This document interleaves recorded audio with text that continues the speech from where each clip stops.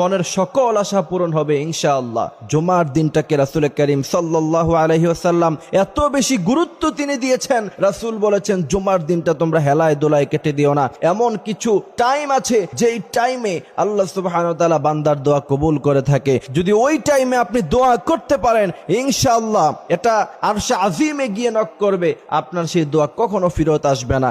এই জন্য জুমার দিন হেলায় দোলায় না কাটিয়ে আজান হওয়ার সাথে সাথে মসজিদের মধ্যে চলে যাবেন এবং 12টার পরে আল্লাহর এই নামটি 7 বার পড়বেন এবং তার আগে ছোট্ট একটি দোয়া শিখিয়ে দিব, সেই দোয়াটা পড়বেন ইনশাআল্লাহ। 100% যদি আপনি মন থেকে দোয়া করেন, কথা দিচ্ছি আল্লাহ সুবহানাহু ওয়া তাআলা আপনার সেই দোয়া কবুল করবে। হযরত আনাস রাদিয়াল্লাহু তাআলা আনহু থেকে সম্ভবত হাদিসটা এসেছে যে তিনি বলছেন যে আমি একবার মসজিদের মধ্যে বসা ছিলাম, রাসূল করিম সাল্লাল্লাহু আলাইহি ওয়াসাল্লাম আমার পাশেই বসা ছিলেন, আরেক ব্যক্তি পাশে বসে দোয়া করছিলেন যে আল্লাহ আপনি আমারে জান্নাত দিয়েন, আল্লাহ আপনি আমার দুনিয়ার জীবন